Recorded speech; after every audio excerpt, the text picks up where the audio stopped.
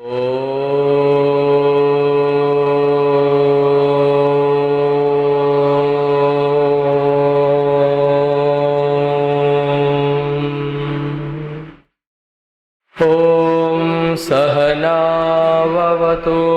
सहनौ भुनक्तु सह वीर्यं करवावहै तेजस्विनावधीतमस्तु मा विद्विषावहै।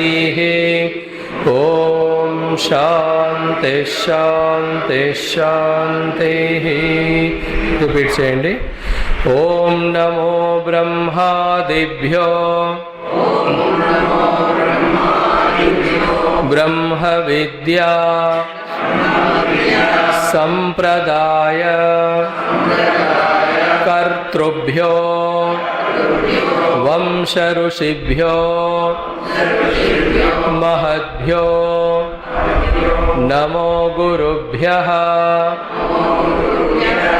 ओम सदाशिवसमारम्भां शंकराचार्यमध्यमाम् अस्मदाचार्यपर्यन्तां वन्दे गुरुपरम्पराम्। ओम श्रुतिस्मृतिपुराणानाम् आलयं करुणालयम् नमामि भगवत्पादं शंकरं लोकशंकरम्। ओम शंकरं शंकराचार्यं केशवं बादरायणं सूत्रभाष्यकृतौ वन्दे भगवन्तौ पुनः पुनः। ओम ईश्वरो गुरुरात्मेति मूर्तिभेदविभागिने व्योमवद्व्याप्तदेहाय दक्षिणामूर्तये नमः। ओम चिन्मयं व्यापि यत्सर्वं त्रैलोक्यं सचराचरं तत्पदं दर्शितं येन तस्मै श्री गुरवे नमः। तस्मै श्री गुरवे नमः। प्रार्थना श्लोकము మొదటి శ్లోకము చెప్తాను, రిపీట్ చేయండి। ओम सर्ववेदांत सिद्धांत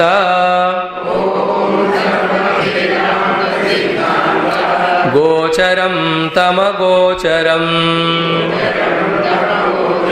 गोविंदं परमानंदं सद्गुरुं प्रणतोऽस्म्यहम्। जंतूनां नरजन्म दुर्लभम्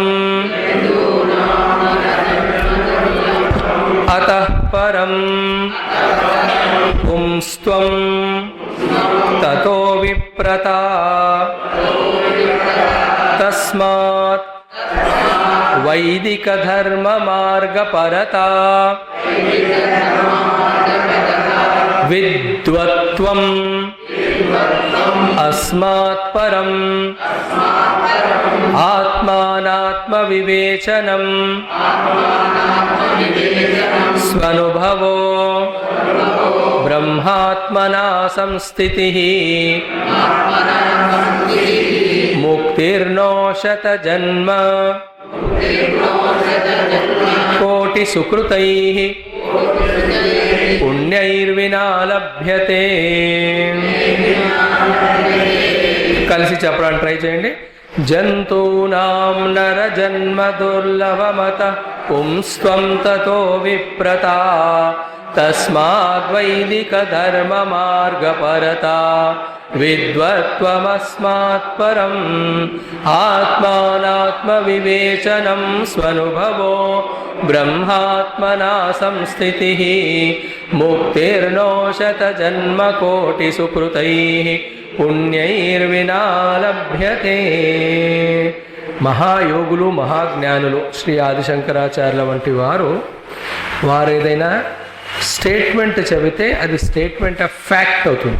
సత్యమే, సత్యస్వరూపులు సత్స్వరూపులు కనుక వాళ్ళ వాక్యము సత్స్వరూపమే. సో ఇక్కడ స్టేట్మెంట్ ఆఫ్ ఫ్యాక్ట్ మన ముందు పెడుతున్నాడు. ఆ స్టేట్మెంట్ ఆఫ్ ఫ్యాక్ట్లోనే ఆయన ఆదేశము ఉన్నది, ఆయన యొక్క అడ్వైజు ఉన్నది, ఆయన యొక్క సజెషన్ ఉన్నది.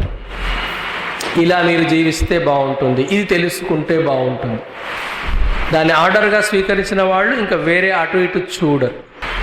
అడ్వైజ్గా తీసుకున్న వాళ్ళు రీథింకింగ్ చేసి ఇది బాగుందా లేదా ఆలోచిస్తారు. మొత్తం మీద this is statement of fact.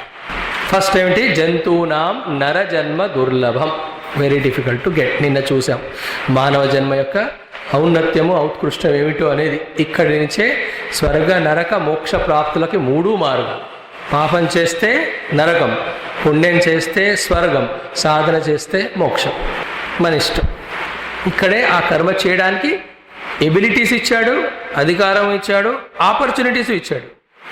ఎవరు ఏ సమయంలో ఎక్కడున్నా ఆ సమయం నుంచే ఆ ప్లేస్ నుంచి ఈ 3 మార్గాల్లో ఎటైనా వెళ్ళొచ్చు. వాడు టోటల్ ఫ్రీడమ్. చాలా పుణ్యకర్మలు చేస్తున్నవాడు కూడా అవన్నీ ఆపేసి సడన్గా పాపంలోకి వెళ్ళిపోవచ్చు. It is his choice given. అన్ని పాపాలు చేస్తున్నాడు కదా, చాలాను వదిలేసి పుణ్యకర్మలు చేయొచ్చు. 2 చేస్తున్నాడు. కొన్ని పాపాలు చేసి డబ్బు లెక్క సంపాదిస్తున్నాడు, దానాలు చేసి పుణ్యాలు చేస్తున్నాడు. ఎంతకాలం ఇదంతా తలనొప్పి అని వదిలేసి సాధన చేయొచ్చు. మనలో చాలామంది అలాగే వచ్చారు ఇక్కడ. జంతువునాం నరజన్మ దుర్లభం, అది most roof and crown of creation. తర్వాత అతః పుంస్త్వం, నిన్న చూసాం. అది మనిషి అయి పుట్టాక ఆ మనిషిలోని మానవత్వానికి మొదటి చిహ్నము పుంస్త్వము. అవకాశం వచ్చింది, మరి సద్వినియోగం చేసుకోవద్దా? చేసుకోవాలి అంటే చేయాలి అనే తపన రావద్దా? ఆ తపన రావాలంటే లోపల ఉత్సాహం ప్రేరణ ఉండొద్దా? ఆ ఉత్సాహం ప్రేరణనే పౌరుషత్వము. కొన్నిసార్లు అంటుంటాం కదా, ఎరా నీకు పౌరుషత్వం లేదా అని అంటుంటాం. జనరల్ ప్యారెంట్స్లో వాడు ఏదైనా అంటే వీడు అలా నోరు మూసుకొని ఉన్నాడు అనుకోండి, పౌరుషత్వం లేదా నీకు అంటాం. శంకరాచార్య వారు అలాగే అంటున్నారు. దీన్ని కృష్ణుడు ఇంకా ఇంత సింపుల్గా డీసెంట్గా చెప్పలేదు, తిట్టాడు. అక్కడ క్లైబ్యం మాస్మగమ అన్నాడు గీతలో. గీత ఎలా స్టార్ట్ అయిందో ఇది అలాగే స్టార్ట్ అవుతుంది. అక్కడ ఏమన్నాడు? You are acting and crying like unimportant man అని తిట్టేస్తాడు అర్జునుడిని. క్లీబత అంటే అది తిట్టు వెనకాల కూడా సత్యం ఉంటుంది. ఊరికే తిట్టాడు కృష్ణుడు. ఎందుకంటే ఆ యుద్ధం స్టార్ట్ కావడానికి ముందు 1 year అర్జునుడు ఒక నపుంసకుడు లాగానే ఉన్నాడు విరాట్ రాజు కొలువులో. సో అది కృష్ణుడు గుర్తు చేస్తాడు అక్కడ. ఇంకా వదలలేదా నువ్వు, అది ఇంకా అదే పట్టుకొని ఉన్నావా అని. So never speaks untruth. Krishna మాట్లాడినా ఇంకా క్యారీ ఓవర్ ఎఫెక్ట్ ఉన్నట్టుంది, అది వదిలేసిరా అని అర్థం. ఇక్కడ కూడా పుంస్త్వం, let that manliness come out. పురుషార్థం చేయాలి అనే తపన. ఎప్పుడు కూడా ఆ లేజినెస్కి ఇండోలెన్స్కి అవకాశం ఇవ్వద్దు. మనసు చెబుతూ ఉంటుంది పడుకుంటే బాగుంటుంది అని. పడుకోబెడితే if you sleep all opportunities and luck also will sleep. If you wake up అవి కూడా లేస్తాయి. If you work towards them they come towards you. అవకాశములు ప్లస్ అదృష్టములు ప్లస్ విజయాలు మనం పడుకుంటే అవి పడుకుంటాయి సార్. అది సత్యం. మా గురుదేవులు అదే అంటారు కదా, opportunities knock at your door every moment, either you are sleeping in or gone out. Sleeping in తమస్సు, గాన్ అవుట్ రజస్సు. సో పుంస్త్వం అంటే అవన్నీ వస్తాయి అందులో. ఇవన్నీ పాపం గురువులన్నీ చెప్తారు కానీ క్రియేట్ చేయలేరు, మనమే చేసుకోవాలి. తర్వాత తతో విప్రత, ఆ పురుషత్వాన్ని కూడా జీవన మార్గాన్ని సరిగ్గా నిర్దేశించేటువంటి శాస్త్రములను చదువుకునేటువంటి స్థితిని పొందడానికి ట్రై చేసి ఆ శాస్త్రాలు చదవాలి. విప్రత్వం అంటే సత్వగుణము. ఆ సత్వగుణాన్ని శాస్త్రములను చదువుటకై ఉపయోగించుట. వేదాభ్యాసి భవేత్ విప్రహ. ఎవ్రీడే ఆ డోస్ ఆఫ్ శాస్త్రజ్ఞానం చదువుతూ ఉంటేనే అది లోపలికి వెళ్ళి అంతకంటే ముందున్నటువంటి ఈ జీవితం పాసిబులే కాదు, కేవలం వరల్డ్లోనే జీవించాలి, అధర్మంగానే జీవించాలి అని దృఢంగా నాటుకుపోయినటువంటి రాంగ్ భావనలు ఏవైతే ఉన్నాయో ఆ మెల్లిమెల్లిగా రోజు చేస్తున్న శాస్త్ర శ్రవణము అధ్యయనం అనేది మెల్లిమెల్లిగా తొలగిస్తుంది. ఆ కలుపు మొక్కల్ని తీయనిదే మనం ఆ విత్తనాలని నాటితే ఎన్ని ఎరువులు వేసినా ఆ కలుపు మొక్కలే తినేస్తాయి, ఇంకా విత్తనాలు పైకి రానే రావు. విప్రత, స్టడీ స్క్రిప్చర్స్ ఎవ్రీడే. తర్వాత కేవలం చదువుకుంటే సరిపోదు, చదువుకున్నది 10 మందికి చెప్పితే సరిపోదు, చెప్పి వాళ్ళ నుంచి చప్పట్లు కొట్టించుకుంటే సరిపోదు కదా. ఇదంతా కూడా ఎవరి కోసము? ముందు మన కోసం కదా. అందుకని తస్మాత్ ఆ యొక్క విప్రత్వము ద్వారా సత్వగుణము పొంది తదనంతరం శాస్త్రజ్ఞానం పొందడం కంటేనో వైదిక ధర్మ మార్గ పరత అనేది ఇంకా గొప్ప లక్షణం. ఇంతవరకు చూసాం మనం. ఫస్ట్ ఏమిటి? పరత అంటే కమిట్మెంట్. మార్గపరత అంటే మార్గంలో కమిట్మెంట్. ఇంకా ఈ మార్గం నుంచి నేను చంచలాన్నిత్వాన్ని పొందను, విచలత్వాన్ని పొందను, ఈ మార్గంలోనే ఉంటాను అనే దాన్ని మార్గపరత్వం. ఏ మార్గం అది? చాలా ఇంపార్టెంట్. ఇక్కడ 2 ముఖ్యమైన మార్గాలు ఉన్నాయి, అధర్మ మార్గము, ధర్మ మార్గం.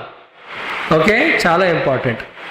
సో అందులో అధర్మ మార్గం తీసుకున్నామంటే ఇంకా ఆ గోతులోకి పడుతూ పోతున్నట్టే. పడుతున్నప్పుడు హాయిగా ఉంటుంది, పడ్డాక తెలుస్తుంది. తెలుసా, 10వ అంతస్తు నుంచి కింద దూకేటప్పుడు ఎంత బాగుంటుందో, అలా పక్షిలా ఎగురుతున్నానే. కింద పడ్డాక ఇంకా మనం ఉంటాం, ఎలా జరిగింది, ఎలా ఉన్నాం అని అడిగితే చెప్పడానికి. అలాగే అధర్మం కూడా చేస్తూ ఉన్నప్పుడు బాగున్నట్టు ఉంటుంది. అరే వాడిని చీట్ చేశానే, డబ్బులు వచ్చాయే అన్నట్టు ఉంటుంది. అది ఇంకా పడుతూ ఉన్నాం మనం. ఒకసారి ధన్ అని పడిన తర్వాత అప్పుడు తెలుస్తుంది ఇంకా కూపంలో. That is a problem. ఇమ్మీడియట్గా రిజల్ట్ వస్తే తెలుస్తుంది, మనకు తెలియదు. అది పడుతున్నప్పుడు గాలిలో తేలుతుంది. ఇంతే.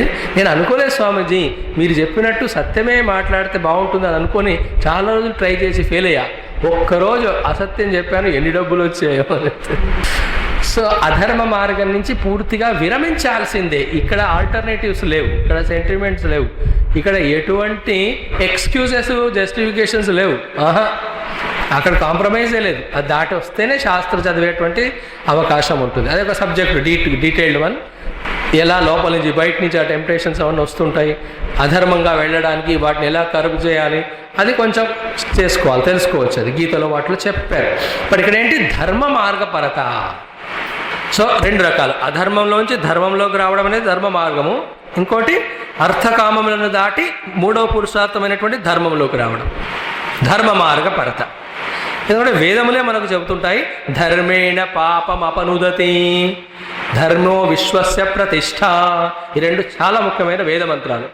ధర్మేణ పాపం అపనుదతి అంటే మనలో ఉన్నటువంటి ఆ మాలిన్యం అంతా మానసికమైనది తొలగాలి అంటే ఒకే ఒక మార్గము, ధర్మ మార్గంలో నడుచుట. ఎలాగైతే గంగా నది చాలా పొల్యూట్ అయింది, ఎలా శుభ్రం చేయాలి? కోటాను రూపాయలు గంగా నదిలో పోస్తే శుభ్రం కాదు. ఏమవుతుంది? దాన్ని పాడు చేయడం ఆపేస్తే ఆ ఫ్లోలో అదే శుభ్రం అయిపోతుంది. Stop polluting Ganga, don't waste millions of rupees for that. మా గురుదేవులు అరిచి గీపెట్టారు. ఎన్నిసార్లు ఆయన స్టేట్మెంట్స్, స్లోగన్స్ ఎన్నిసార్లు గవర్నమెంట్కి చెప్పారు ఆయన, stop polluting, it will take care of it self. అలాగే చేయవలసింది చేయడం అనేది ధర్మం కదా, అది చేస్తూ ఉండి చేయకూడదు ఆపేయడము అనేటువంటి పొల్యూషన్ ఆపేస్తే కొన్ని రోజుల్లో ఆ అంతఃకరణం దానంతట అదే శుద్ధమైపోతుంది. యూ కెన్ సీ అంతఃకరణం శుద్ధం అవడం అంటే ఆ ఫీలింగ్ ఆఫ్ గిల్ట్ కానీ, రిమోర్స్ కానీ, దుఃఖం కానీ, అయ్యో ఇలా నుంచి బాధ కానీ, తల ఎత్తుకోలేకపోవడం కానీ, మనసు ప్రశాంతంగా లేకపోవడం కానీ, 10 మందితో కలవకపోవడం కానీ, ఇవన్నీ వ్యవహారంలో అధర్మం వల్ల వచ్చే ఫలితాలు. మనస్సులో వచ్చే ఫలితాలు ఏంటి? అధర్మం వల్ల అదే నెగిటివ్ రిజల్ట్స్ అవన్నీ. అదే ఎప్పుడు డిస్టర్బ్డ్ మైండ్ ఉండి భగవంతుడి దగ్గర కూడా వెళ్ళాము. కొందరు అంటారు, సత్సంగానికి ఎందుకు రావట్లా, టెంపుల్ ఎందుకు రావట్లేదు అంటే ఐఎమ్ వెరీ బ్యాడ్ ఫెలో. అంటే ఎంత బ్యాడ్ ఫెలో అంటే భగవంతుడిని ఫేస్ చేయడానికి కూడా దమ్ము లేదు. యాక్చువల్గా ఏమిటి, నువ్వు డాక్టర్ దగ్గరికి ఎందుకు వెళ్ళట్లేదు అయ్యా అంటే నాకు రోగాలు ఉన్నాయి అందుకే వెళ్ళట్లేదు. యాక్చువల్ అది కాంట్రాడిక్షన్. రోగాలు ఉన్నాయి కాబట్టి అటుపోవాలి. రోగం లేనివాడు డాక్టర్ దగ్గరికి వస్తాడా? రాడు కదా. సో అక్కడ కూడా వాళ్ళ జనాలు ఓవర్ పవర్ అయిపోయి ఆ చేస్తున్నటువంటి తప్పుల వల్ల ఫేస్ చేయలేక వెళ్లకుండా ఉంటారు. అది మనస్సులో అధర్మం వల్ల వచ్చేది. So simple way of life, direct way of life, no beating around the bush, స్ట్రైట్గా మనం బాత్లో వెళ్ళాలంటే ధర్మ మార్గపరత. దానితో వచ్చే శక్తి, తేజస్సు ఇంకా దేనితో రావు. ధర్మ మార్గం. ఇంకోటి ఏం చెప్పాడు అక్కడ? ధర్మే విశ్వస్య ప్రతిష్ట. అంటే ఏమిటి? విశ్వం మొత్తము నిలబడుతున్నదే ధర్మం వలన. ఒక మానవుడు తప్ప మిగతా ఏ జీవరాశి అయినా ధర్మాన్ని అతిక్రమిస్తుందా? అతిక్రమించిందంటే వినాశనమే. చెట్లు ఏ విత్తనం నాటితే అదే చెట్టు వస్తుందా లేదా? అప్పుడు అది ధర్మాన్ని మారిందనుకో ఇంకెంత కన్ఫ్యూజన్. మామిడి చెట్టు నాటాను, నాకు కొబ్బరికాయ వచ్చింది ఏంటి? వాడికి తెలియదు ఇక కొబ్బరి చెట్టు నాటాలా మామిడి చెట్టు నాటాలి. Everything confusion. కాలాలు కానీ మార్పులు చేర్పులు అన్నీ కూడా ధర్మం ప్రకారమే నడుస్తున్నాయి. ప్రతి ఇంద్రియం కూడా వాడి ధర్మాలను చేస్తుందా లేదా? ఎందుకు? ఆ లోపలున్న ఇంద్రులు అధిష్టాన దేవతలు వాడి ద్వారా అదే పని చేయిస్తారు. చెవి అంటే శబ్దమే వింటుంది, అది నాలుక అంటే టేస్ట్ చూస్తుంది, దాని పని అదే. ఇలా చేంజ్ చేసామనుకో, చెవి ద్వారా టేస్ట్, నాలుక ద్వారా సౌండ్. ఎంత confusion. And it is common, every human being with tongue taste only. అట్లా లేదు కదా, ఇండియన్స్ ఏమో ముక్కు ద్వారా టేస్ట్ చేసి ఉండదు అట్లా. అదంతా ధర్మం అన్నట్టు. అంటే ధర్మం అంటే ఒక నియమం ఇవ్వబడింది, ఆ నియమం అనుగుణంగా మనం ప్రవర్తిస్తే మనకి సమష్టికి లాభము. అది ధారణా ధర్మ, ధార్యతే ఇది ధర్మ, ధ్రియతే ఇది ధర్మ అని ధర్మానికి 27 మీనింగ్స్ ఉన్నాయి. చాలా బ్రహ్మాండంగా ఎక్స్ప్లెయిన్ చేసామండి డిక్షనరీస్లోను. మన సంస్కృతం యొక్క పారిభాషల్లో కూడా ధర్మాన్ని డిఫరెంట్ లెవెల్లో డిఫైన్ చేస్తారు. పారమార్థిక ధర్మము, ప్రాతిభాషిక ధర్మము, వ్యావహారిక ధర్మము. ఆ వ్యవహారంలో కూడా ఎన్ని రకాలైనటువంటి ధర్మాలు. చాలా మహాభారతంలో ధర్మం గురించిన చర్చ వేల శ్లోకాల్లో ఉంది. యుధిష్ఠిరుడు భీష్మాచార్యుల మధ్య జరిగేది. సో ఒక ఐడియా ఇవ్వడం జరిగింది. కానీ ఇక్కడ మనం తెలుసుకుంటుంది ఏంటి? ధర్మ మార్గపరత ఫస్ట్. మరి ఆ ధర్మానికి ఆధారం ఏంటి? అథారిటీ ఏమిటి? ఉండాలి కదా. ఏది ధర్మము, ఏ ధర్మం అని పక్కింటి వాడిని అడిగితే తెలీదు, వాడే ఆ ధర్మం చేస్తున్నాడు కాబట్టి నువ్వు ఇదే చేయి అంటాడు వాడు. మనకు ఇప్పటివరకు ఇంకా తెలీదు. ఎవరిని నమ్మాలి? ఏది ధర్మము ఏది అధర్మం అంటే కేవలము శాస్త్రమే. అందుకే వైదిక ధర్మ మార్గపరత. ఎందుకు? శాస్త్రము ఏదో ఒక మానవుడు తన మానసిక స్థితిలో నుంచి ఇచ్చినటువంటి గ్రంథం కాదు. మానవుడు ఎంత గొప్పవాడైనా వాడు ఏది ఇచ్చినా సరే ఆ తన మనస్సు యొక్క లిమిటేషను ఆ యొక్క ఇచ్చిన విషయం పైన తప్పకుండా ఉంటుంది. కానీ వేదములు అనేవి అపౌరుషేయములు, పురుషుడు ద్వారా నిర్మించబడినవి కావవి. అవేమిటి? నిన్న చెప్పుకున్నాం కదా, ఆ ఈశ్వరుడే, ఆ పరమాత్మనే ఆ యొక్క తనని తానే ఆ శబ్ద రూపంగా వేద రూపంలో వ్యక్తం చేశాడు. ఆ యొక్క వేదముల యొక్క అథారిటీని, గొప్పతనాన్ని చెప్పడానికే ఒక ఉదాహరణ, ఒక సింబాలిజం, ఒక కథ మనం పురాణాల్లో చూస్తాం. ఏమిటది? బ్రహ్మ పుట్టగానే 4 తలలతో పుట్టాడు, 4 చేతులతో పుట్టాడు. ఆయన 4 చేతుల్లో ఏమున్నాయంటారు? 4 వేదాలు ఉన్నాయంటారు. అంటే ఏంటి? మొదట సృష్టించబడిన బ్రహ్మగారు, ఆ తర్వాత సృష్టికి కారణమైనటువంటి బ్రహ్మ కూడా తన పుట్టుక ఆ తర్వాత వచ్చే సృష్టి మొత్తం పుట్టుకకి ఆధారంగా ఆ వేదములనే ఆయన చేతిలో పట్టుకున్నాడు. For the creator also the Vedas are the authority. అలా పట్టుకున్నాడు వేదాలను అథారిటీగా. కనుకనే 2 జరుగుతున్నాయి. క్రియేషన్ సిస్టమేటిక్గా జరుగుతుంది. రెండోది ఆ క్రియేషన్ ఆయనని బంధించట్లేదు. పనులు జరుగుతుండాలి కానీ అవి మనల్ని బంధించకూడదు. అదే ధర్మం అంటే. ఇప్పుడు పనులు చేయకుండానే బంధించబడుతున్నాం, మనం చేయట్లేదని. చేసి చాలామంది బంధనంలోకి వస్తున్నారు, బంధింపబడుతున్నారని కూడా తెలియట్లేదు వాళ్ళు. They just bound but they don't know. అది చాలా మెల్లిమెల్లిగా శాస్త్రం వింటుంటే ఆ సూక్ష్మత్వం వస్తూ ఉంటుంది. సో వైదిక ధర్మ మార్గపరత అంటే ఆ వేదంలో చెప్పినటువంటి ధర్మం ఏదైతుందో ఆ మార్గాన్నే పరంగా లక్ష్యంగా తీసుకున్నాం అనేది చాలా గొప్ప అచీవ్మెంట్ లైఫ్లో. Refer back to the shastras. What is right, what is wrong. వైదిక ధర్మ మార్గం వేదంలో. మరి వేదంలో చెప్పాం కదా, అర్థ కామములను కూడా ఎలా ధర్మంగా సంపాదించాలో అది చెప్పబడింది. అలాగే ప్రతి వ్యక్తి తన స్థితిని బట్టి తాను జీవించవలసిన ధార్మిక జీవన విధానం ఏంటో అది చెప్పబడింది. దాన్ని సమరైజ్ చేస్తూ వేద ధర్మం ఏమిటో నేను నిన్న చెప్పుకున్నాను కొంచెం. ఏమిటది? వేదము ఒకటి ప్రవృత్తి ధర్మాన్ని చెబుతుంది, తర్వాత నివృత్తి ధర్మాన్ని చెబుతుంది. ప్రవృత్తి రకమైన యాటిట్యూడ్ కానీ మనకి స్వభావం కానీ ఉంటే అది కూడా వేదాలను అనుసరించే ప్రవృత్తులం అవుదాం, సేఫ్గా ఉంటుంది. మాన్యువల్ నేను చెప్పుకున్నాం ఎగ్జాంపుల్. ప్రవృత్తి చేసి అలసిపోయాము, ఇప్పుడు నివృత్తి మార్గంలోకి వెళ్ళాలనుకున్నాము. ఆ నివృత్తికి కావాల్సిన మార్గం కూడా, పద్ధతులు కూడా వేదం చెప్తుంది. స్ట్రైట్ అవే అన్నీ వదిలేసి మనం వెళ్ళలేము, అడవిలోకి కానీ ఆ హిమాలయాల్లోకి కానీ హరిద్వార్లోకి కానీ. దానికి ఒక టెక్నిక్ ఉంది. ముందు వానప్రస్థ ఆశ్రమంలోకి వెళ్ళి అక్కడ తపస్సు చేసి చాలా కాలం, ఆ తపస్సు ద్వారా మనలో ఉన్నటువంటి ఆ మనస్సులోని రాగద్వేషాలు అవన్నీ పోయిన తర్వాత అప్పుడు సన్యాసం తీసుకొని అక్కడ మనం టోటల్గా నివృత్తి పరులై ధ్యానం చేసుకోవాలని సిస్టమేటిక్గా శాస్త్రం చెప్తుంది. టోటల్గా ఏమిటి? పరత్వము అంటే కమిట్మెంటు, మార్గ పరత్వము అంటే మార్గంలో కమిట్మెంటు. ఏ మార్గం అది? ధర్మ మార్గము. ఆ ధర్మానికి అథారిటీ ఏంటి? వైదిక ధర్మ మార్గం. దీన్ని ఇంకా సింప్లిఫైడ్గా చేసి చెప్తాను చూడండి, చాలా బాగుంటుంది. మా ఆచార్యుల వారు మేము కోర్స్ చేసేటప్పుడు మాకు చెప్పారు. ఏమంటారు తెలుసా ఆయన? I stopped thinking the moment I met my guru, because I appointed him as a thinker on my behalf, because I know he can think better than me. అర్థమైందా? నాకంటే గొప్పగా ఆయన ఆలోచించగలడు కనుక నా తరఫున ఆలోచించే బాధ్యత, ఉద్యోగం నేను ఆయనకి ఇచ్చేసా. కాబట్టి ఆయన ఆలోచించి ఏది బాగుందో నాకు చెప్పేస్తాడు, నేను అది చేస్తాను. అలాగే ఆ ఋషులు మునులు అనేవాళ్ళు మనలాగా నేరో విజన్ ఉన్నవాళ్ళు కాదు. మనకు ఒక్కరోజు విజనే పూర్తిగా ఉండదు. వాళ్ళకి ఏమిటది? ఈ జీవుడు ప్రతి శరీరంలో ఎలా ప్రయాణిస్తూ ఆ ఉత్తమ గమ్యాన్ని చేరాలి అనేటువంటి వాస్ట్ విజన్ ఉంటుంది వాళ్ళకి. వాళ్ళ విజన్ అనేది బియాండ్ బర్త్ అండ్ డెత్.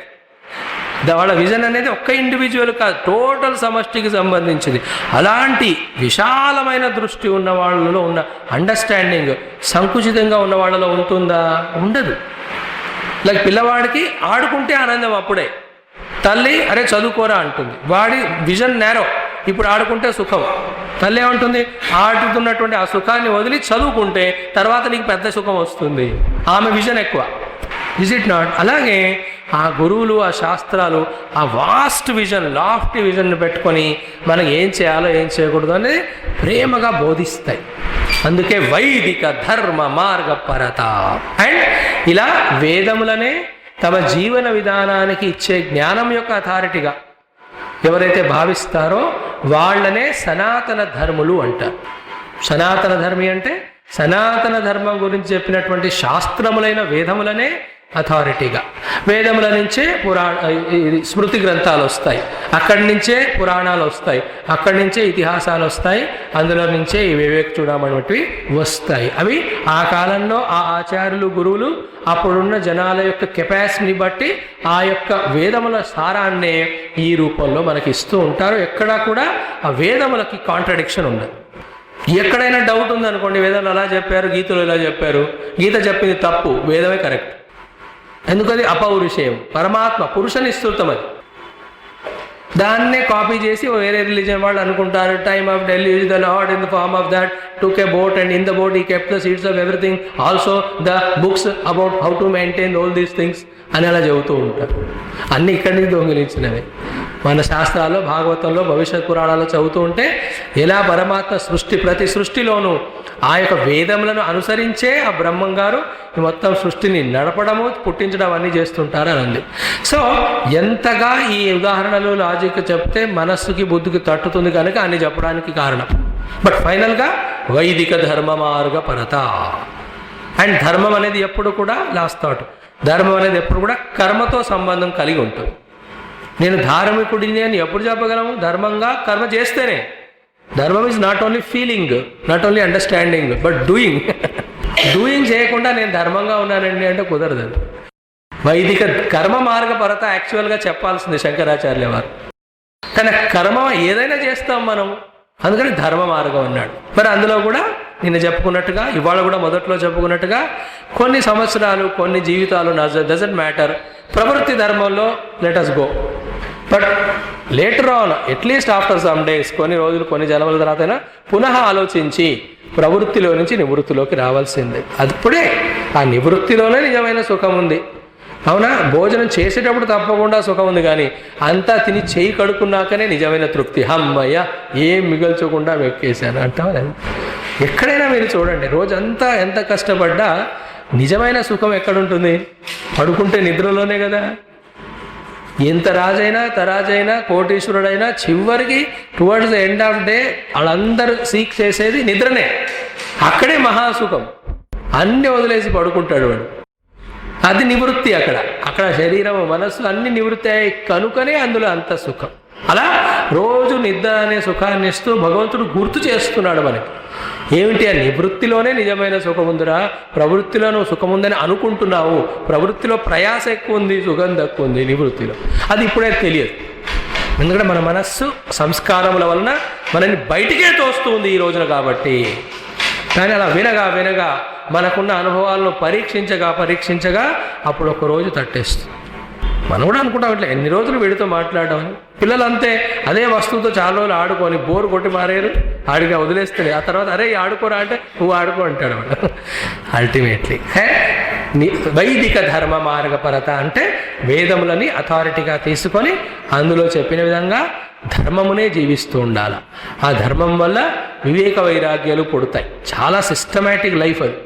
ధర్మంగా జీవిస్తున్న వాడికి ఏమవుతుందో తెలుసునా, ఆ గిల్ట్స్ అవన్నీ పోయి మనస్సు ప్రశాంతమై, ఎక్కడైతే మనస్సు ప్రశాంతమైపోతుందో శుద్ధమవుతుందో అక్కడ స్వాభావికంగానే అందులో సాత్వికమైన ఆర్ ఆస్తికమైన ఆర్ భగవత్ సంబంధమైన విచారాలు అక్కడ ఆటోమేటిక్గా పుడతాయి. That is the lord's creation. మనం కూడా when a life is purely lived definitely God is remembered in that. తద్వారా ఆ తర్వాత ఇంకా ఆ వైరాగ్యాన్ని పొంది టోటల్గా ఆ శ్రవణ మనన నిధి ధ్యాసన అనే దానికి వెళ్ళిపోవచ్చు. సో తస్మాత్ వైదిక ధర్మ మార్గ పరద అండ్ విద్వత్వం అస్మాత్ పరం. ఈ వైదిక ధర్మ మార్గంలో కూడా ఆ మార్గంలో నడుస్తూ కూడా మెల్లిమెల్లిగా విద్వత్వాన్ని మనం పొందాలి. విద్వాన్ అంటే తెలుసుకోవలసినది తెలుసుకున్నవాడు. అన్నీ తెలుసుకోవాల్సిన అవసరం లేదు. మనం ఈ కాలంలో అన్ని రకాలైనటువంటి సంస్కారాలు మెంటల్ డిస్టర్బెన్సెస్ని ఇన్వైట్ చేయడానికి ఒక కారణం ఏమిటంటే ఆ ఇన్ఫర్మేషన్ అనేది అనవసరంగా అందరికీ ఫ్రీలీ అవైలబుల్ అయ్యి ప్రతి ఒక్కటి తెలుసుకోవాల్సిన అవసరం ప్రతి సమయంలో లేదు.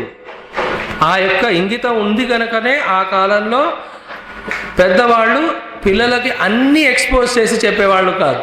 That saved them. ఇప్పుడు ఇన్ఫర్మేషన్ అనే పేరుతో వాడికి అవసరం లేనివన్నీ కూడా ఫీడ్ చేసే వరకు వాడు ఫెడప్ అయిపోతున్నాడు.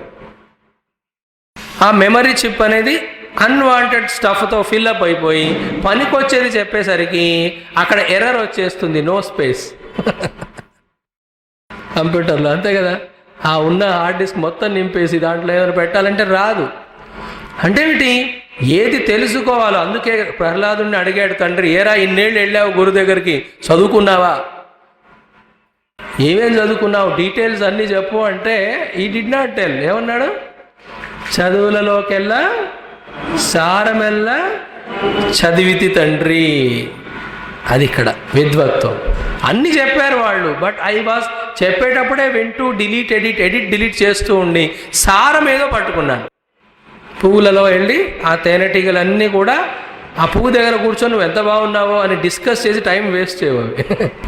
అవి డైరెక్ట్గా ఎక్కడైతే తేనె ఉందో అక్కడికి వెళ్ళి తేనె తాగి మళ్ళీ బాయి కూడా చెప్పకుండా వెళ్ళిపోతాయి పువ్వు. దట్ ఎబిలిటీ ఉండాలి మనకి, సారమును గ్రహించేది. ఆ సారం ఏంటి? ఏది తెలుసుకోవాలో అది తెలుసుకోవడం, దాన్నే విద్వత్వము అంటారు. విద్వాన్ అంటే లైక్ ధనవాన్, గుణవాన్ అంటే కదా, గుణం అంటే గుణాలు, ధనం అంటే ధనవాలు. సో విద్వాన్ అంటే వేద్య వస్తువు ఏదైతే ఉందో అది తెలుసుకోవడం. సో గీతలో ఏమన్నాడు? వేదైశ్చ సర్వై అహమేవ వేద్య. విష్ణు సహస్రనామం కూడా చదువుతారు, వేదో వేద విదవ్యంగో వేదాంగో వేదవిత్ కవి. అంటే విద్వాన్ అంటే ఏమిటి? ఒక జనరల్గా చెప్పుకోవాలంటే అతనికి సమగ్రంగా ఈ ప్రపంచం ఎలా నడుస్తుందో ఒక జనరల్ ఐడియా వచ్చేసింది. అందులోని జీవులందరూ ఎలా ప్రయాణం చేస్తున్నారో, ఎలా అందరి మైండ్లో కామన్గా రాగద్వేషాలు కామక్రోధాలు ఉంటాయో ఆ యొక్క జనరల్ పిక్చర్ తెలిసిన వాడిని విద్వాన్ అనొచ్చు. మూడవది, తన వ్యక్తిగత జీవితం కూడా తాను ఏ స్థితిలో ఉన్నాడు, ఎలా ప్రవర్తిస్తున్నాడు ఆ క్లారిటీ ఉన్నవాడు కూడా విద్వాన్ అనొచ్చు. అది గొప్ప స్థితి. అది మనం అలా పడుకొని నడుస్తుంటున్నాం ఇప్పటి వరకు కూడా, ఎక్కడ వెళ్తున్నామో, ఎందుకు వెళ్తున్నామో, ఏం చేయాలి, ఏం చేయకూడదు క్లారిటీ లేదు మనకు. మొనోటనస్గా రొటీన్గా అదే చేస్తూ పోతుంటాం. We never think, we never tax our intellect in thinking. But వీటన్నిటికంటే కూడా విద్వాన్ అంటే ఏమిటి? ఈ జగత్తు యొక్క సారము, తన జీవితం యొక్క లక్ష్యము ఏమిటో ఆ వేదముల ద్వారా కనీసం సిద్ధాంత రూపంలోనైతే ఎవరైతే తెలుసుకున్నారో అతన్ని విద్వాన్ అంటారు. ఇంకా అనుభవంలోకి రాకపోవచ్చు, but he knows for certain this is the goal. ఇప్పుడు చూడు, మనందరికీ గోల్ ఏమిటి? ధనము, కొందరికి పవరు. మనం ఆలోచన ఇంతవరకు కూడా వెళ్ళలేదు. నెక్స్ట్ స్టెప్ ఏమిటి? ధనము, వస్తువులు, పొజిషన్లు లక్ష్యం ఎప్పుడు కాదు. ఎవరికి కూడా లక్ష్యం ఏమిటి? ఆనందమే. ఆనందం కోసం ధనం, బి అటెంటివ్. ఆనందం కోసం వస్తువులు, ఆనందం కోసం విషయోపభోగాలు, అంతే కదా. ఆనందం కోసమే మిత్రులు. ఆ మిత్రుడు ఆనందం ఇవ్వడం ఆపేస్తే వాడిని వదిలేస్తున్నామా లేదా? ఆ ఉద్యోగం ఆనందాన్ని ఇవ్వడం మానేస్తే వదిలేస్తున్నామా లేదా? భోజనం ఆనందం ఇస్తుంది కనుక తింటున్నాం. కడుపు నిండిన తర్వాత అది ఆనందం ఇవ్వడం ఆపేసి బాధను ఇవ్వడం మొదలు పెడుతుంది, విరమిస్తున్నామా లేదా? అంటే మన thinking whatever we are doing or gaining is a means, but happiness is a goal. అంతవరకు కూడా వెళ్ళలేదు. ఆ తర్వాత నెక్స్ట్ క్వశ్చన్ వస్తుంది, హ్యాపీనెస్ గోల్ అవుతే అది ఎక్కడుంది అని. అది ఎక్కడుందో కరెక్ట్గా తెలుసుకొని అక్కడ వెతికితే కదా దొరికేది, అవునా కదా? ఏ వస్తువు కావాలో ముందు అది తెలిసి, అది ఎక్కడుంటుందో అది తెలిసి, ఎలా వెతకాలో తెలిస్తే అది అక్కడ దొరుకుతుంది. కానీ నాకు ఏం కావాలో కూడా తెలియదు ఇంతవరకు. మనం డబ్బు కావాలనుకుంటున్నాం, డబ్బు కాదు బాబు. డబ్బుతో సుఖం ఉంటే డబ్బు లేని ఎంతమంది ఎంత సుఖంగా ఉన్నారు? మీరు స్లమ్ ఏరియాలోకి వెళ్ళి చూడండి, ఆ పిల్లలు ఆ ధనవంతుల ఇంట్లో ఫ్రస్ట్రేట్ అయిన పిల్లల కంటే ఎక్కువ హ్యాపీగా ఉంటారు. వాడు హాయిగా బురదలోనే ఆడుతుంటాడు, చిన్న చిన్న గోడికాయలతో ఆడుతుంటాడు. He is more bliss. This fellow is in blister only. తిండి ఎక్కువై. అలా స్టెప్ బై స్టెప్ ఎంక్వైరీ చేసిన వాడికి హ్యాపీనెస్ వస్తువుల్లో లేదురా బాబు, లోపల ఉందంట. వాడు అప్పుడు క్లియర్గా థాట్ వస్తుంది వాడికి. ఏంటి? షుగర్లో ఏముంది? స్వీట్నెస్ ఉంది, హ్యాపీనెస్ లేదు. హ్యాపీనెస్ ఎక్కడుంది? నాలో ఉంది. నాలో ఉన్న హ్యాపీనెస్ స్వీట్నెస్లో ఉందనుకొని దాని మీద చల్లి అని నేను నాకుతున్నాను. అప్పుడు తెలిసి వాడు షుగర్ లేకుండా హ్యాపీగా ఉండడం నేర్చుకుంటాడు. అది చెప్పేదే శాస్త్రం. అది తెలుసుకోవడమే విద్వత్వము. Have you known what is the goal of life? Have you known where is that goal available? Have you known how to seek it out or search it out? విద్వాన్. ఇంకా మన చిన్మయ మిషన్లో రెగ్యులర్గా సత్సంగాలు జరుగుతున్నాయి, కానీ ఆ విద్వత్వం ఇంకా రాలా. విద్వత్వాన్ని మిస్అండర్స్టాండ్ చేసుకోకూడదు. ఎన్ని శ్లోకాలు అర్థమయ్యాయి, ఆర్ ఎన్ని శాస్త్రాలు నేను చదువుకున్నాను, అది కాదు విద్వత్వం అంటే. ఇక్కడ ఆ ప్రహ్లాదుడు చెప్పినట్టు సారం పట్టుకున్నావా లేదా, ఇది లక్ష్యము అనే దృఢం అయిపోయిందా లేదా మైండ్లో. నిజంగా ఇదే లక్ష్యం అనుకున్న వాడు చూడండి ఏమవుతుంది. ప్రతి చేసే పని, మాట్లాడే మాట దాన్నే దృష్టిలో పెట్టుకొని చేస్తాడా లేదా? లైక్ ధనమే లక్ష్యం అనే విద్వాన్, వాడిని కూడా విద్వాన్ అనేద్దాం, అయినా అది తెలుసుకోండి. ఆయనకు అంతే, విత్తమే సర్వము అనేటువంటి విద్వాన్. అతని దృష్టి ఎలా ఉంటుంది? ప్రతి పనిలో కూడా ఎలా డబ్బు సంపాదించాలి ఉంటుందా లేదా? ఉంది అంటే ఆ విద్వానికి విత్తంలోనే సుఖం ఉందనేటువంటి భావన ఉన్నది. ఇంకొకరు డబ్బులు అంతా ఖర్చు చేసి ఏదో పొలిటికల్ లీడర్ అవ్వాలనుకుంటాడు, అతనికి అక్కడ ఉన్నది. అలాగే పరమాత్మనే లక్ష్యం అనే విద్వాన్ అనే జ్ఞానాన్ని పొందిన వాడికి ప్రతి పనిలో ఆ పరమాత్మ ఎలా పొందాలనే ఆలోచనే ఉంటుంది. B attentive. ఇంకొంచెం సూక్ష్మం. అలా వచ్చిన వాడికి సంసారంలోని ప్రతి అనుభవం, ప్రతి పని సాధననే అవుతుంది, కానీ బాధ కాదు. అప్పుడు వాడికి కంప్లైంట్స్ ఉండవు, ఎక్స్ట్రా డిమాండ్స్ ఉండవు. నువ్వు ఏది ఇచ్చినా దాన్ని నేను సాధగా ఉపయోగిస్తాను అనే క్లారిటీ వస్తుంది. అదొక డిఫరెంట్ లెవెల్ ఆఫ్ లైఫ్. అప్పుడు లైఫ్ స్మూత్ అయిపోతుంది. అదంతా ఎప్పుడు అవుతుంది అంటే విద్వత్వం. ఎన్ని శాస్త్రాలు విన్న తర్వాత చిట్ట చివరికి పరమాత్మనే లక్ష్యము అనే దృఢత్వం రాకుంటే మనం సరిగా ఇంకా చదవలేదు. చదవవలసిన అంటే సూపర్ఫిషియల్గా చదువుతున్నాం, అంతేగాని పేషెంట్గా కూర్చొని ఆ పుస్తకాన్ని తీసుకొని ఈరోజు ఈ శ్లోకంలోని అంతరార్థం అర్థం చేసుకోవాల్సిందే కూర్చోాలి. కొందరు అర్థం చేసుకున్నా ఇది నా కోసమే చెప్పారు అనే థాట్ రావడానికే 3 జన్మలు పడుతుంది. చాలా ఇంట్రెస్టింగ్. భగవద్గీత అంతా వచ్చు. చూడండి, గీతలో కృష్ణుడు చెప్పాడు కర్మణ్య వ్యాధికారస్తే. అక్కడ రాసింది కర్మణ్య వ్యాధికారస్తే, కానీ డాక్టర్ కదా కర్మణ్య వ్యాధికారస్తే అంటే పనులు చేస్తే రోగాలు వస్తాయి. ఎవరికి? అందరి కాదు చెప్పమన్నది. నీ కోసం అయ్యా కర్మణి ఏవతే అధికార, నీది నా కోసము అని తెలవడానికే చాలా టైం పడుతుంది. చాలాసార్లు మనం సంఘ సంస్కృతులమై ఆ అలవాట్లు ఆధ్యాత్మిక జీవితంలో కూడా వచ్చి నా వల్ల అందరూ ఆధ్యాత్మికంగా బాగుపడాలని ప్రయత్నం చేస్తుంటాం, మనం మాత్రం అక్కడే ఉంటాం. ఇవన్నీ మాయ యొక్క ఎఫెక్ట్స్. గురు ఆశ్రయం ఉండి ఇష్టదైవత ఉపాసన చేసిన వాళ్ళకి ఇలాంటి ఆ వ్యక్తిగతమైన పొరపాట్లు తెలిసి వస్తూ ఉంటాయి, లేకపోతే అలా ఫ్లో అవుతూనే ఉంటారు. సో ఇవన్నీ కూడా ఈ సెంటెన్స్లో ఉన్నాయి. విద్వత్వం అస్మాత్ పరం. చలో విద్వత్వం తెలిసింది, ఇది లక్ష్యం అని తెలిసింది, మరి దాన్ని ప్రాక్టికల్గా చేసి తెలుసుకోవాలి కదా అనుభవంలోకి. అందుకని నెక్స్ట్ ఏమన్నాడు చూడండి, ఆత్మానాత్మ వివేచనం. చాలా ఇంపార్టెంట్. ప్రతి క్షణం కూడా మనకు అవకాశం ఇవ్వకుండా మనం అవేర్ అయ్యే లోపలనే ఆత్మానాత్మ వస్తువులు ఏకమైపోతున్నాయి. ఎంతగా ఏకమైపోతున్నాయి అంటే అనాత్మనే మనం ఆత్మగా తీసుకుంటున్నాం, ఆత్మని పూర్తిగా మర్చిపోతున్నాం. అందులో నేను I am for getting my real nature and that it is not me, I am taking as my self. చూడండి, చాలా రహస్యమైన విషయం చెప్తున్నాం. ప్రపంచం నుంచి వచ్చే సుఖ దుఃఖాలు అన్నీ కూడా నాపైనే ఆధారపడి ఉన్నాయి కదా, నేను చేసే పనులపైనే ఆధారపడి ఉన్నాయి కదా. సో నేను చేసే పనులు ఈజ్ ఈక్వల్ టు నాకు వస్తున్న సుఖ దుఃఖాలు కదా. వింటున్నారా? My work and my result of happiness and misery. నా ఇందులో అంటే ఏమిటో అనే మొట్టమొదటి స్టెప్లోనే పొరపాటు చేసిన తర్వాత అయినా మ్యాథమెటిక్స్లో ఫస్ట్ స్టెప్లో మిస్టేక్ అయ్యి ఆ తర్వాత స్టెప్లని ఎంత బాగా చేసినా కన్క్లూజన్ కరెక్ట్ వస్తుందా? లెక్కల్లో చెప్పండి, లెక్కలు చదివారా లేదా? డబ్బు లెక్కేస్తుంటారు రోజు. It is true. మొదటి స్టెప్లోనే తప్పేశాక ఇక్కడే రోడ్డు పైన అంతే కదా, ఆ కరెక్ట్ ఫస్ట్ టర్నింగ్ దగ్గరే మనం 3 టర్నింగ్లు ఉన్నాయి, ఒకటి ఇలా ఉంది, ఒకటి ఇలా ఉంది, ఇలా ఉంది.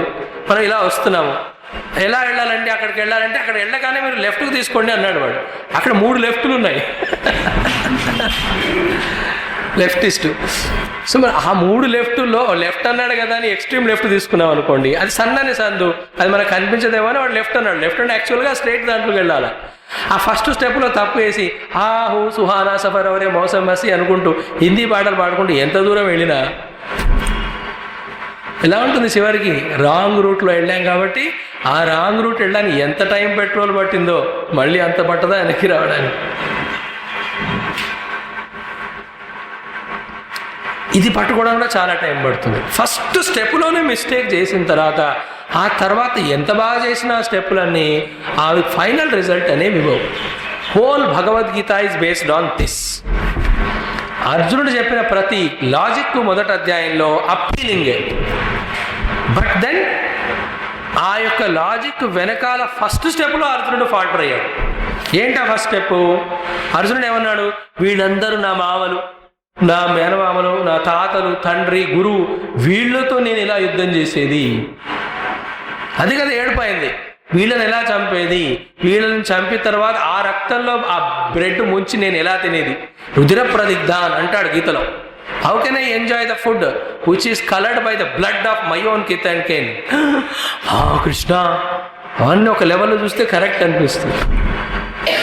కృష్ణుడు అక్కడ ముందు తీసుకెళ్ళాడు గీతలో. ఏమన్నాడు? నువ్వు వాళ్ళని తాత గురువు అంటున్నావు కానీ మరి వాళ్ళు కూడా నిన్ను శిష్యుడు అని మనవాడు అనుకున్నారా? అనుకుంటే యుద్ధానికి వాళ్ళు వచ్చేవాళ్ళు కాదు కదా. ఫస్ట్ స్టెప్ ఇది జనరల్గా వ్యవహారంలో వేరే వాళ్ళతో కంపేర్ చేసి తెలుసుకునేది. బట్ హయ్యర్ లెవెల్లో వాళ్ళు నీకు ఇప్పుడు తాత మనవాడిలాగా వచ్చారా? శత్రువులాగా వచ్చారు. శత్రువులాగా యుద్ధానికి వచ్చిన తర్వాత ఇవన్నీ పెట్టుకుంటే ఎలా అవుతుంది యుద్ధం?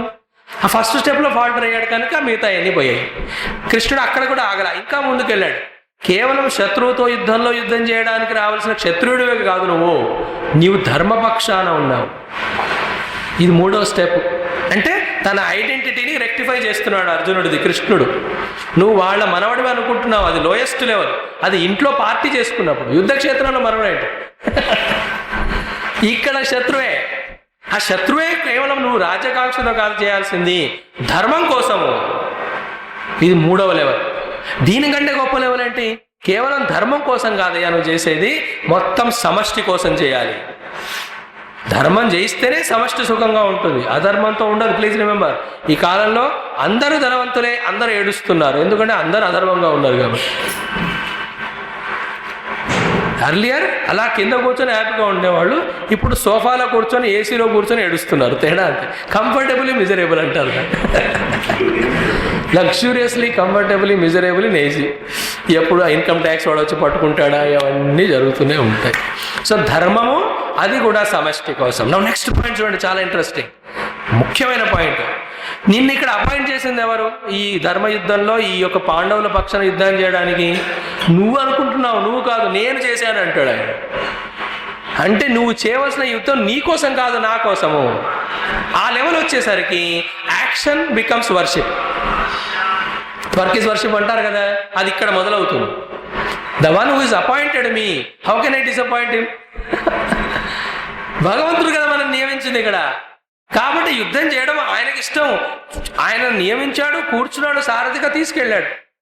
ఆయనకు అని తెలుసు కదా, భగవంతుడు కదా, ఇది కరెక్ట్ కానకుండా ఆయన ఎప్పుడో వెనక్కి తీసుకెళ్ళేవాడు. నువ్వు అడగాల్సిన అక్కర్లేదు, తీసుకొని వచ్చేవాడే కాదు. You are all appointed in the righteous path by the lord. And చివరి స్టెప్ ఏం చెప్పాడు కృష్ణుడు అర్జునుడికి? నా కోసం కూడా కాదు నాయన, ఎందుకంటే నాకు నువ్వు అక్కర్లేదు వీళ్ళని ఓడించాలంటే. నా సంకల్పంతోనే ఇన్ని సృష్టిలను క్రియేట్ చేస్తాను, డిజాల్వ్ చేస్తాను. నువ్వు కేవలం నిమిత్తుడివే. ఇది నా కోసం కాదు చివరికి చేయాల్సింది, అన్నీ తిరిగిన తర్వాత మళ్ళీ నీ కోసమే అంటాడు. అది కన్క్లూషన్. ఇలా ఈ ధర్మయుద్ధం చేస్తే నీవే వాళ్ళు అవుతావు. అంటే బయటి విజయం కోసము, బయటి ఇమోషన్స్ కోసము, బయటి సెంటిమెంట్స్ కోసమే కాదు నువ్వు యుద్ధం చేయాల్సింది, ధర్మం కోసము. ధర్మం కోసం కాదు, సమష్టి కోసము. సమష్టి కోసం కాదు, భగవంతుడి కోసము. భగవంతుడి కోసం కూడా కాదు, నీ యొక్క ఆధ్యాత్మిక ప్రగతి. అందుకే చూడండి గీతలో కాంట్రాస్ట్. అర్జునుడు యుద్ధం చేయాలా వద్దా అనే వ్యావహారికమైన ప్రశ్న అడిగాడు, కృష్ణుడు మాత్రము పారమార్థికమైన జవాబు చెప్పాడు. జ్ఞానం ఇచ్చాడు అంతా. అక్కడ అసలు అవసరం లేనట్టు అనిపిస్తుంది. కానీ ఆ జ్ఞానం కనుక అర్జునుడిలో దృఢంగా ఉండి ఉంటే ఈ డౌటే వచ్చేది కాదు. సో టోటల్ థాట్ ఏంటి? ఆత్మానాత్మ వివేచనం. మనది ఒక గీత ఉదాహరణగా తీసుకొని చెబుతున్నాం. ఫస్ట్ స్టెప్లోనే నా ఐడెంటిటీలోనే నేను ఫాల్టర్ అవుతాయి. మిగతా లైక్ మనం చిన్మయ మిషన్లో ఉన్నాము, వారు we are not related to each other, అది secondary. We are all related to him, అది ప్రైమరీ కదా. ఆయనతో నేను రిలేట్ అయి ఉన్నాను, ఆయన శిష్యుణ్ణి, ఆయన సేవ చేయడానికి నా సాధనగా వచ్చాను అనే మొదటి రిలేషన్ కరెక్ట్గా ఉంటే మిగతా వాళ్ళతో ఎలా ఉండాలి ఆటోమేటిక్గా తెలిసిపోతుంది. ఎవరితో పోట్లాడము, ఎవరితో అతుక్కోము. ఈ రెండు రకాలే కదా మనం వచ్చి చేసేది. ఏ ఆర్గనైజేషన్కి వచ్చినా పోట్లాడి పని చేయమని వదిలేస్తాము, అతుక్కొని కూడా పని చేయము. చాలా జాగ్రత్తగా వినండి. ఇదేమంటారు? అవకాశాన్ని మిస్యూజ్ చేసుకొని సంసారంలోకి ఎంటర్ అవ్వడం. తెలిసిన వాడు ఏం చేస్తాడు? పోట్లాడే అవకాశం వచ్చినా అది నా లక్ష్యం కాదు, ఇది నాకు పరీక్ష, అది వదిలేస్తాడు, ఆయన్నే పట్టుకుంటాడు. అతుక్కునే అవకాశం వచ్చినా అతుక్కోడు. You are liberated. అంటే ఆత్మానాత్మ వివేచనం అంటే ఏమిటో ఈ మొత్తం 580 శ్లోకాల్లో చెప్పబోతున్నారు. ఈ మొత్తం పుస్తకం దీనికోసమే.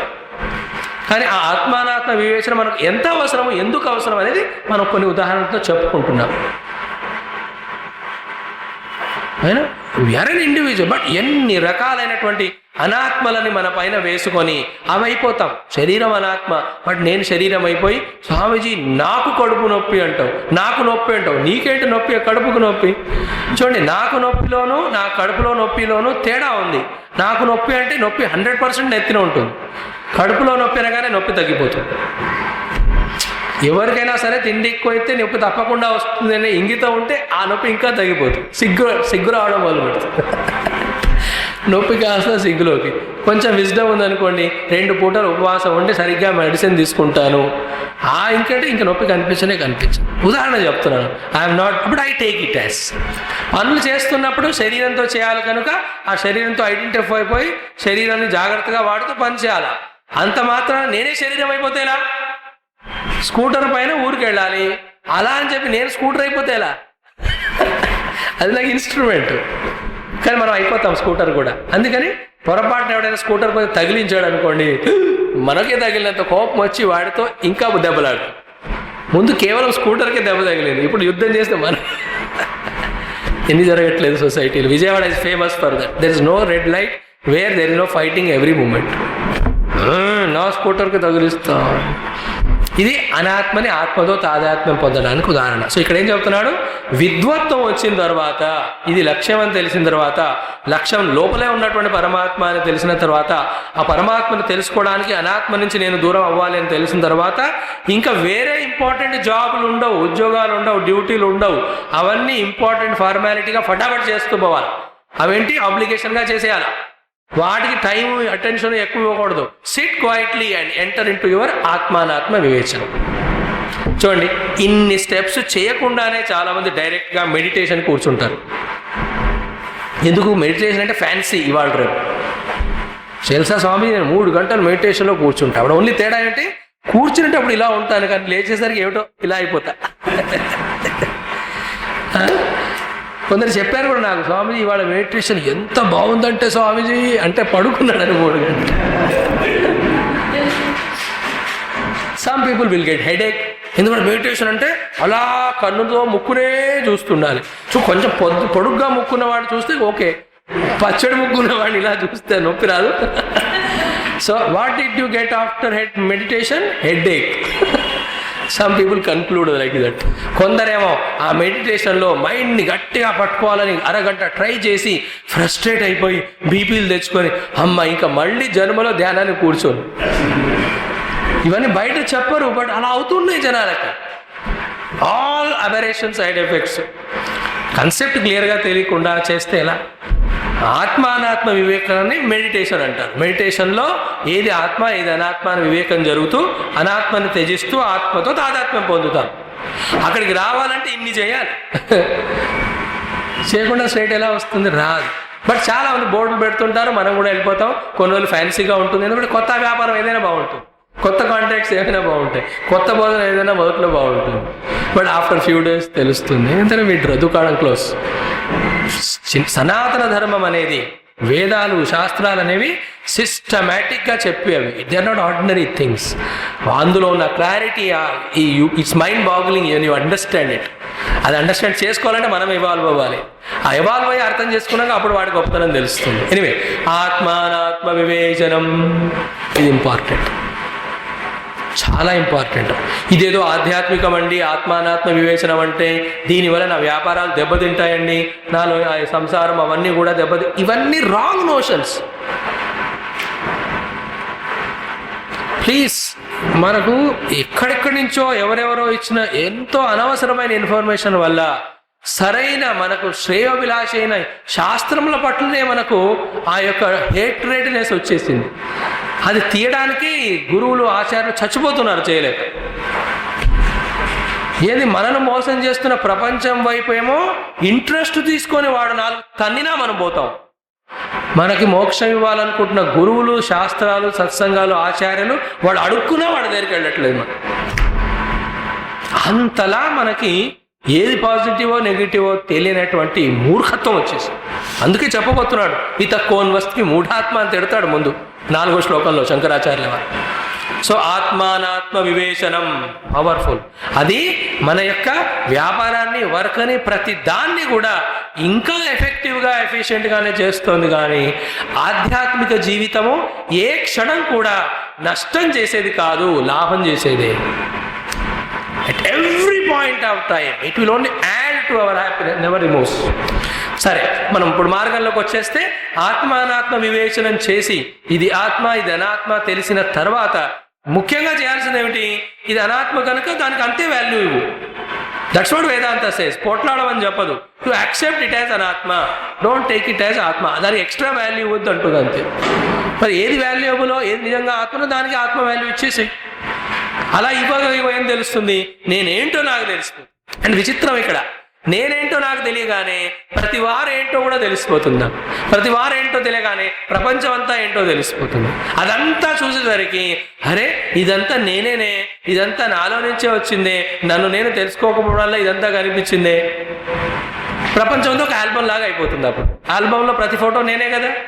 ఎంత ముక్కు వంకర ఉన్నా, టింకర్ ఉన్నా, జుట్టు జింపురిగా ఉన్నా, స్నానం చేయకున్నా, ఏడ్చినట్టున్నా ఎలా చూపిస్తాం? ఇంటికి వచ్చే గెస్టులకి ఆల్బమ్ తీసి చూపిస్తాం ఒక ఫోటో. ఒకసారి జరిగింది, ఒక ఇంట్లో ఒక ఫోటో చూపించింది ఒక ఆవిడ.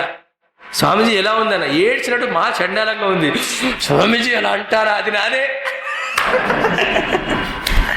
అప్పుడు అర్థమైంది నాకు, తెలియకుండా కామెంట్ చేయొద్దు, ఎంత చండాలంగా ఉన్నా బాగుంది బాగుంది అనే ఆన్సర్. మరి అక్కడ ఒక ఫెయిల్యూర్ ఒకసారి. ఈ అలవాటు ప్రకారం ఇంకో ఇంట్లో ఆల్బమ్ చూస్తూ ఒక ఫోటో చూపిస్తే మహాఘోరంగా ఉంది. అక్కడ అన్నాను, ఏది ఎంత బాగుంది ఈ ఫోటో అని. ఎంత బాగుంది అని సౌది, చండాలంగా ఉంది. మా అత్తగారు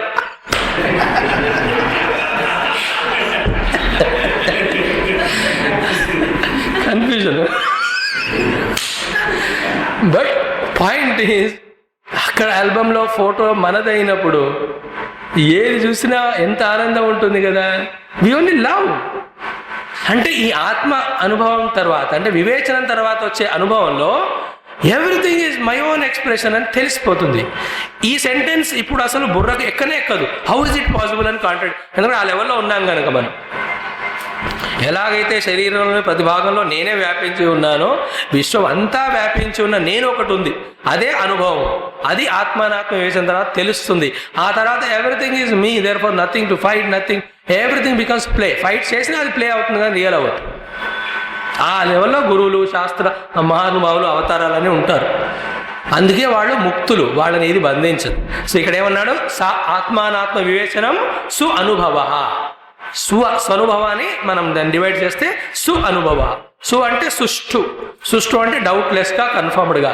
అనుభవ అంటే ఆత్మ అనుభవము, నేనెవరో ఎగ్జాక్ట్గా తెలియదు. ఆ తెలిసిన తర్వాత ఏమవుతుందో ఆల్రెడీ నేను ఇక్కడ చూడకముందే ముందే చెప్పుకున్నాం. ఏంటది? బ్రహ్మ ఆత్మన సంస్థితి. ఫస్ట్ నేనెవరో తెలుసుకున్న తర్వాత ఆ జగత్తు మొత్తాన్ని కూడా విచారిస్తే జగత్తు వెనకాల ఉన్నది కూడా నేనేం తెలుసు. Like behind the light of the bulb ఏముంది? ఎలక్ట్రికల్ పవర్ ఉంది కదా. అలాగే behind the light of every bulb ఏముంది? ఏముంది?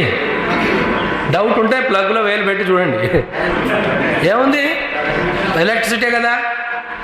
మరి ఆ ఎలక్ట్రిసిటీలో తేడాలు ఉంటాయా? Indian electricity, Pakistan electricity, Telugu electricity, English electricity అని ఉండవు అక్కడ. Electricity electricity. అలాగే ఒక్కసారి నా కోర్ ఆఫ్ పర్సనాలిటీ టచ్ అయ్యి ఆ దృష్టితో ప్రపంచాన్ని చూస్తే అన్నిట్లో ఉన్నది ఒకటే.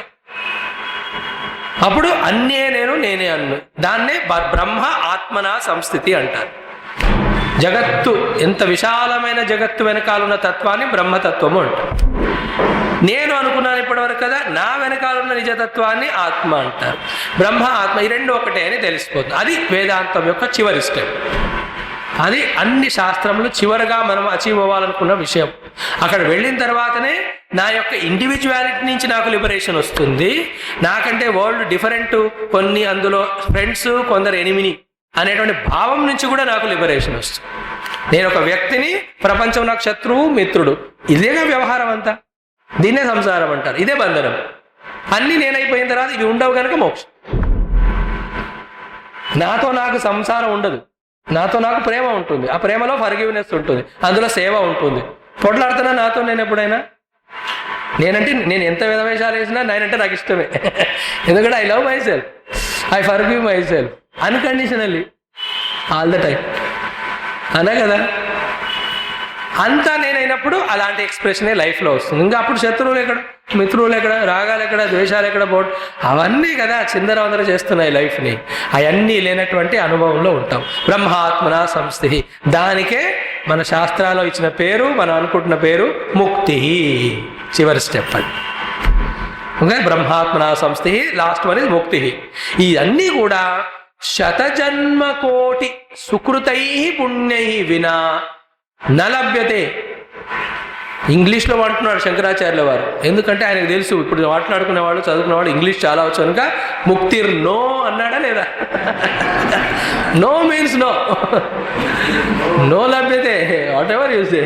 నీకే ఇంగ్లీష్ వచ్చా, నాకు కూడా వచ్చు. నో మీన్స్ ముక్తి నో. చాలా చోట్ల గీతలో కూడా ఇంగ్లీష్ వస్తుంది అప్పుడప్పుడు. ఇక్కడ కూడా చాలా చోట్ల ఇంగ్లీష్ మీకు చూపిస్తాను, సరదాగా ఉంటుంది. ముక్తి నో శత జన్మ కోటి సుకృత ఈ పుణ్య విన. అంటే 100 కోటి జన్మలు, 100 కోట్ల జన్మలలో సుకృతై పుణ్యై, సుకృతము పుణ్యము చేస్తేనే ఈ స్టెప్ బై స్టెప్ గ్రోత్ వచ్చి చివరి స్టెప్ అయిన ముక్తికి మనం వస్తాము. 100 జన్మ అంటే అంత రేర్ ఈ మోక్షాన్ని పొందడం, అంత వాల్యుబుల్ అది.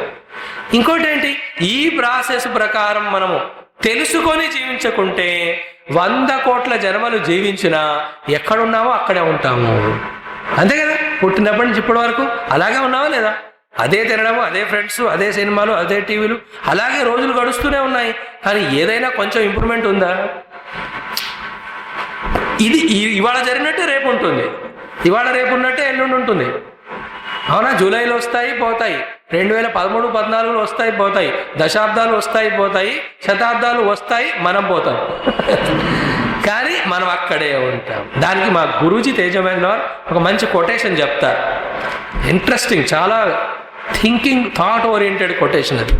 ఆయన ఏమంటారంటే, if you continue whatever you are doing even now, you will continue getting whatever you are getting. అంతే కదా, సింపుల్ కానీ చాలా ఇండికేటివ్ మీనింగ్. ఏది చేస్తూ ఉన్నారో అదే చేస్తూ ఉంటే ఏది వస్తుందో అదే వస్తుంది. కనుక తెలుసుకొని ఏది చేయాలో చేస్తే రావాల్సింది వస్తుంది. ఏం చేయాలి, ఏం పొందాలని చెప్పేదే శాస్త్రము, సత్సంగం. సో ఈ శ్లోకంలో చెప్పారు మరి మోక్షం పొందడం. మోక్ష స్వరూపం ఏంటి? బ్రహ్మ ఆత్మ ఏకత్వం. బ్రహ్మాత్మ ఏకత్వం ఎప్పుడు తెలుస్తుంది? ముందు ఎప్పుడైతే ఆత్మస్వరూపాన్ని కరెక్ట్గా తెలుసుకుంటాము. అది ఎలా వస్తుంది? ఆత్మానాత్మ వివేకం ద్వారా. ఆత్మానాత్మ వివేకం ఎవరు చేయగలరు? ఎవరైతే విద్వాంసుడై ఉంటాడు. ఆ విద్వాంసుడు శాస్త్రమును చదివి అందులోని లక్ష్యం ఆత్మానాత్మ వివేకం అని ఎప్పుడు తెలుసుకోగలడు? ఎప్పుడైతే ఆయన యొక్క అంతఃకరణం పరిశుద్ధంగా ఉంటుందో. పరిశుద్ధం ఎలా అవుతుంది? ఎప్పుడైతే వైదికంగా వేదాల్లో చెప్పినటువంటి ధర్మ మార్గాన్ని అనుసరిస్తాడో. ఎవరయ్యా వేదాల్లో చెప్పిన ధర్మ మార్గాన్ని అనుసరించేది? ఎవరైతే ముందు వాటిని చదువుతాడో. విప్రహ. ఎవరు చదవగలరు వేదాలు? దమ్మున్నవాడు, పుంస్తం. మ్యాండిల్నెస్ లేనివాడు ఏదో మ్యాగజైన్లు చదివి అందులో ఉన్న చండాలంతా మైండ్లో వేసుకొని పడుకుంటాడు. ధైర్యం ఉన్నవాడే అనవసరమైన ఇన్వాల్వ్మెంట్స్, చదువులు, టీవీలు పక్కన పెట్టి విప్రత్వాన్ని ఇచ్చేటువంటి వాటిని చదువుతాడు. దాన్నే పుంస్తం. బట్ ఇవన్నీ చేసే అవకాశం ఎవరికి ఉంది? నరజన్మ మనిషి ఉన్న మనందరికీ. సో 2వ స్టెప్ నుంచి చివరి వరకు మనందరిలో ఏవి లేకున్నా మొదటిదిగా అయినా ఒప్పుకోవచ్చు కదా. అక్కడ డౌట్ ఉందంటే ఇంకేం చేయలేము. జంతువునా అంటే నర కూడా కాదు స్వామి, ఇంకా జంతువునే. అంతే, ఇప్పుడు అలాగే ప్రవర్తిస్తున్నారు అందరు. జంతువులే, ఈటింగ్, ఎంజాయ్, అదే లైఫ్ అయిపోయింది. మనిషికి జంతువుకు తేడా ఏంటి? జంతువు lives, survives, man evolves. The one who puts effort to evolve is man. The one who just lives is animal. అంతే, సర్వైవింగ్, లివింగ్ అంతే చేస్తున్నాం మనం. బతకడానికి తింటున్నామా, తినడానికి బతుకుతున్నామా, అది వచ్చేసి. సో ఈ శ్లోకం ఆ విధంగా ముక్తి ఫైనల్ స్టెప్ వరకు తీసుకెళ్తుంది. మరి అందులో ఇందాక చెప్పినట్టుగా విప్రత్వం నుంచి మొదలు పెడితే మిగతా అన్ని ఈ యొక్క వివేక చూడమని మనకి వచ్చేలా చేస్తుంది. ఆ విప్రత్వానికి ముందున్న 2 మాత్రం మనం చేయాలి. మానవులను గుర్తు చేసుకుంటూ పుంస్తత్వంతో ఈ శాస్త్రం పూర్తిగా చదివితే మిగతాయని మనకు వస్తాయి. సో అది ఈ ఒక్క శ్లోకంలోనే total steps of evolution crystal క్లియర్గా ఆయన చెప్పేశాడు. ఇంకా అంబిగ్విటీ లేదు. ఒక అంబిగ్విటీ ఉందంటే మనం అర్థం చేసుకోవడంలో కారణము, ఆరు లాజిక్ సరిగా వాడకపోవడమో, ఆలోచన చేయకపోవడం. ఆలోచన చేసి ఉదాహరణ తీసుకొని అర్థం చేసుకుంటే ఇది స్ట్రైట్ లైఫ్. ఇది ఒక్కసారి మైండ్లో ఎక్కింది అనుకోండి, ఇంకా ఎక్కడ డిస్ట్రాక్షన్స్, ఎక్కడ టెంప్టేషన్స్, ఎక్కడ ఇన్వాల్వ్మెంట్స్. అండ్ లాస్ట్ మాట చెప్తాం ఏంటి? ఇక్కడ చెప్పిన మార్గంలో వెళుతున్న వాడికి అనుక్షణం కూడా ఆ సెల్ఫ్ కాన్ఫిడెన్స్ లెవెల్ పెరుగుతుంది. లోపల నుంచి అన్కాజ్డ్ హ్యాపీనెస్ వస్తుంది. We are running for caused happiness. అంటే కారణయుక్తమైన సుఖం కోసం పరిగెత్తుతూ సుఖం దొరకకుండా బాధపడుతున్నాము. ఇలా చేస్తున్న వాళ్ళకి, ఫర్ ఎగ్జాంపుల్ 3 రోజుల నుంచి మనం వస్తున్నాం సత్సంగంలో, ఏం సాధన చేయలేదు, కానీ గంట 10-5 నిమిషాలు మాత్రం ప్రశాంతంగా ఉందా లేదా మనసు? కొంచెం ఇది ఇన్ఫర్మేషన్ లోపలికి వెళుతున్నా కొద్దీ కొంచెం తేలికత్వం అనిపిస్తుందా లేదా?